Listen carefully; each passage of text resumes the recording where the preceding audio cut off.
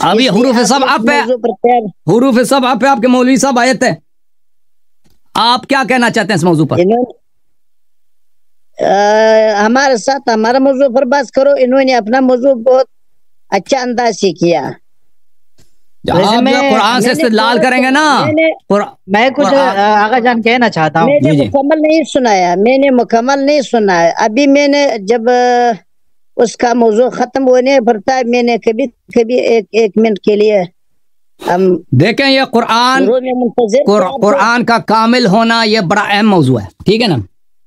قرآن کا کامل ہونا یہ بڑا اہم موضوع ہے کہ کسی بھی چیز پہ آپ استدلال کرتے ہیں تو اس کا جڑ، اس کا اساس قرآن مجید ہوتا ہے مسلمانوں میں، ٹھیک ہے نا؟ جب آپ لوگوں کا عقیدہ ہی یہی ہے کہ قرآن کے 7 حروف تھے، اس میں سے 6 غائب ہیں، 6 ہے ہی نہیں، ٹھیک ہے، 6 ہے ہی نہیں، تو پھر آپ کے پاس وہ جڑ ہی نہیں ہے بھائی، ختم ہے آپ۔ اور خود بھی کہتے ہو نا کہ جو قرآن کو ناقص سمجھے وہ کافر ہے، تو پھر ختم ہے، تو اپنا مذہب کوئی اور چینج کرو بھائی۔ یعنی آپ کا نزدیک یہ قرآن مکمل نہیں ہے؟ دیکھیں ہم 7 حروف پہ ہمارا ایمان ہی نہیں ہے، ہم 7 حروف کو نہیں مانتے۔ یا اس روایتوں کی بنیاد پر جو اس روایتوں کا قرآن کے مقابلے میں اتنا اہمیت نہیں ہے، آپ اس روایتوں کو اخذ کرتا ہے۔ یہ روایات متواتر ہیں جی، یہ متواتر ہیں، 14 یہ روایات متواتر ہیں، روایت متواتر ہے، قرآن کے مقابلے میں کچھ نہیں ہے۔ یہ قرآن کے مقابلے میں نہیں ہے، یہ قرآن کے مقابلے میں ہے ہی نہیں ہے، یہ ان کا قرآن سے کوئی تقابل ہی نہیں ہے، کیونکہ قرآن میں کوئی ایسی آیت نہیں ہے کہ میرے 7 حروف ہیں یا نہیں ہے نا۔ تقابل تو تب ہوگا نا، تضاد تو تب ہوگا کہ قرآن کی ایک آیت موجود ہو کہ کہہ دے کہ میرے 7 حروف نہیں، یہ ایک ہی حرف ہے بھائی، ٹھیک ہے، پھر مان لیتے ہیں کہ بھائی یہ روایت غلط ہے۔ جب قرآن میں ایسی کوئی آیت ہی نہیں ہے تو آپ کیسے کہتے ہیں قرآن کے مقابلے میں؟ قرآن کے مقابلے میں ہے ہی نہیں، کوئی تقابل ہی نہیں ہے۔ بعد آپ کے ساتھ اس موضوع پر بات کرتا ہے، تیار ہے اس موضوع کے لیے؟ کس موضوع پر؟ آپ ایک دفعہ اپنا ایمان ثابت کرو، پھر قرآن کے بارے میں بات کرو۔ ہمارا یہ دعویٰ ہے کہ آپ کا ایمان ثابت نہیں ہے، آپ چیلنج سے کہتا ہے، آپ ہر دفعہ سوالات کرتا ہے، بانے کرتا ہے کہ آپ کہتے ہو کہ آپ سوالات کا جواب دے دو۔ دیکھو ہم ہمارا ایمان کیسے ثابت ہوگا؟ کیا کریں کہ ہمارا ایمان ثابت؟ دیکھو نا، تو آپ پہلے دیکھو بھائی، اگر ایمان سے آپ کا مراد یہ ہے کہ ہم مثلا کسی بھگوان کی عبادت کریں، ہم بھگوان کی عبادت نہیں کرتے، ہم اللہ وحدہ لا شریک کی عبادت کرتے ہیں نا، تو پہلے تم ایمان کی تعریف کرو۔ دیکھو نا تمہارے نظر میں ایمان کیا چیز ہے؟ اگر ہمارا تعریف آپ کے تعریف سے ملتا ہے تو پھر ہم کہیں گے کہ بھائی ہم اس تعریف کے مطابق ہمارا ایمان ہے۔ اگر آپ کا تعریف کچھ اور ہے تو پھر ہم کہیں گے بھائی آپ کی تعریف غلط ہے، ہم اس تعریف اور ایمان کی تعریف کو نہیں مانتے۔ ٹھیک ہے بھائی، تمہاری تعریف کے مطابق ہم اس ایمان کو نہیں مانتے، ہم اس ایمان میں نہیں ہے، تو ہم کہہ دیں گے بھائی۔ تو پہلے آپ کہہ دو نا، کیا مجھ سے مانگتے ہیں نا کہ اپنا ایمان ثابت کرو، تو میں آپ سے پوچھتا ہوں شیخ صاحب، ایمان کس کو بولتے ہیں؟ کہ اگر وہ چیز کسی کے پاس ہو، کسی چیز کے پاس ہو تو وہ شخص مومن ثابت ہو جاتا ہے۔ بسم اللہ۔ بالکل، درمیان میں بولنا نہیں ہے۔ ہمارا جو اعتراض آپ کے ایمان پر ہے، ہمارا یہ اعتراض ہے کہ آپ ایمان کا تعریف کرو جی، ایمان کی تعریف کرو۔ تعریف سمجھتے ہو نا، تعریف کرنا کسی بات کا، تعریف کرو۔ بالکل، ایمان اللہ کو ماننا، اللہ کو واحد لا شریک ماننا، اللہ پر ایمان رکھنا، اس کا جو رسول نے جو توحید لایا امت کے لیے، اس پر ایمان رکھنا۔ آج تک آپ نے کسی شیعہ کو دیکھا ہے کہ وہ کہتے میں اللہ کو نہیں مانتا؟ آج تک آپ نے کسی شیعہ کو دیکھا ہے کہ وہ کہتے میں اللہ کو نہیں مانتا، حضرت رسول صلی اللہ علیہ وسلم کو نہیں مانتا؟ آج تک میری زبان سے آپ نے سنا ہے ایسے الفاظ کہ میں اللہ تعالیٰ کو نہیں مانتا، یا ہم حضرت رسول صلی اللہ علیہ وسلم کو نہیں مانتے، یا رسول صلی اللہ علیہ وسلم جو اللہ کی جانب سے لے کر آئے ہم اس کو نہیں مانتے؟ آج تک آپ نے کسی شیعہ سے یہ سنا؟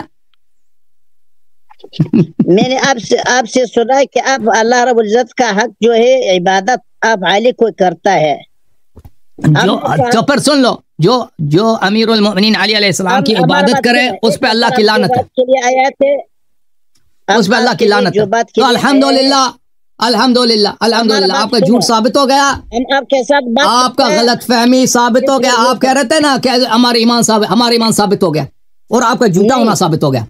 شیخ صاحب آپ نے کہا نا کہ اللہ اور رسول پہ جو ایمان لائے وہ مومن ہے، الحمدللہ رب العالمین، ہم اللہ اور رسول صلی اللہ علیہ وسلم کو مانتے ہیں۔ دنیا میں نے آپ سے پوچھا کوئی شیعہ آپ نے دیکھا ہے کہ اللہ اور رسول کو نہ مانے؟ آپ کو کوئی شیعہ نہیں ملے گا۔ تو پتہ چلا کہ سب شیعہ مومن ہیں۔ اور آپ نے کہا کہ آپ علی علیہ السلام کی عبادت کرتے ہیں، میں نے جواب میں کہا جو علی علیہ السلام کی عبادت کرے وہ کافر ہے، اس پہ اللہ کی لعنت ہے، وہ نجس ہے، مسلمان ہی نہیں ہے۔ تو ثابت ہو گیا شیخ صاحب کہ ہم مومن ہیں اور آپ جھوٹے ہیں۔ آپ دعائے عبادت علی کو کرتا ہے، آپ عبادت علی کو معبود سمجھتا ہے۔ چلے بھائی، میں نے کہہ دیا نا کہ جو علی علیہ السلام کی عبادت کرے اس پہ اللہ کی لعنت ہے۔ علیہ صاحب اس موضوع پر ہمارے ساتھ بحث کرو۔ آپ کہتے ہیں دیکھو شیخ صاحب، میں آپ کے ساتھ بحث کرتا اگر آپ میں اہلیت ہوتی۔ اس موضوع پہ آپ سے پہلے بحث نہیں کر چکے، 2 دفعہ آپ سے بحث کر چکا ہوں۔ ایمان اب ایسا کرو، اس موضوع پر آپ کا جو دعویٰ ہے کہ آپ علی مشکل کشا ثابت کرتا ہے، ایک دفعہ ہمارے سامنے بیٹھ جاؤ، 2 گھنٹے بات کرتا ہے، 4 گھنٹے کرتا ہے، جتنا کرتا ہے ہم آپ کے لیے تیار ہے۔ اگر آپ کی جرأت ہے یا آپ کے اپنا ایمان کا غم ہے، ہمارے سامنے بیٹھ جاؤ۔ کیوں اس موضوع سے آپ بھاگتا ہے؟ چلیں بھائی، ایک شرط ہے ہم آپ سے گفتگو کریں گے اس موضوع پر، ٹھیک ہے نا؟ سر سنو گا؟ کیا شرط ہے آپ کا؟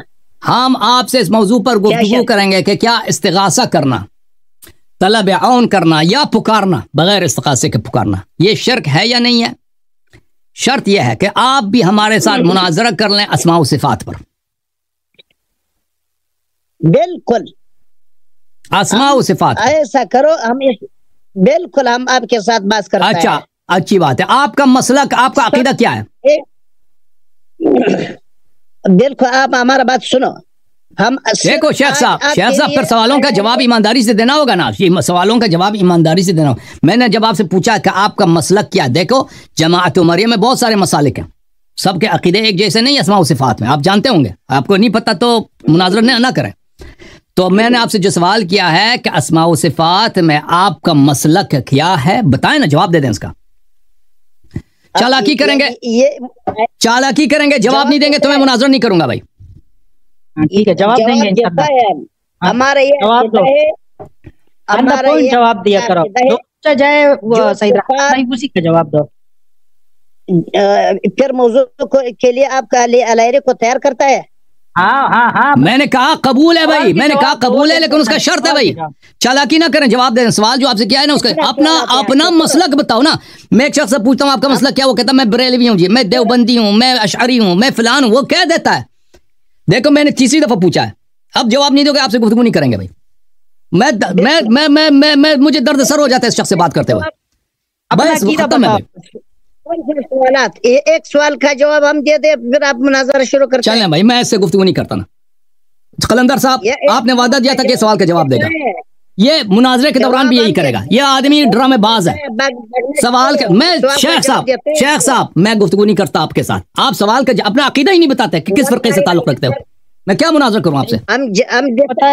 تجھ میں اتنی جرأت نہیں ہے، جا اپنے شیخ کو لے کے، اپنے استاد کو لے کے آؤ، اپنا عقیدہ نہیں بتا رہا بھائی، کہتا ہے مجھ سے مناظرہ کرو، گولی مارو، چلے جاؤ یہاں سے، نہیں جانے دو بھائی اس کو۔ جب اپنا عقیدہ نہیں بتا رہا نا، یہ مناظرے کے دوران بھی یہی کرے گا، مناظرے کے دوران بھی ایسے سوال کریں گے نا، وہ اس وقت بھی یہ ڈرامہ بازی شروع کرے گا، پھر میں دوبارہ پوچھوں گا، تیسری دفعہ پوچھوں گا، پھر بھی جواب نہیں دے گا۔ ابھی 3 دفعے سے پوچھا کہ اپنا عقیدہ بتاؤ، کیا مشکل ہے؟ کہہ دو میں دیوبندی ہوں، میں اشعری، میں اہل حدیث ہوں، مشکل ہے کوئی اس میں؟ یا کہہ دو میں کسی فرقے کا تعلق، میں اپنا مجتہد ہوں، عقیدہ میں اپنا رائے رکھتا ہوں، کہہ دو بھائی اپنا عقیدہ بتاؤ، بتاتا نہیں اپنا عقیدہ۔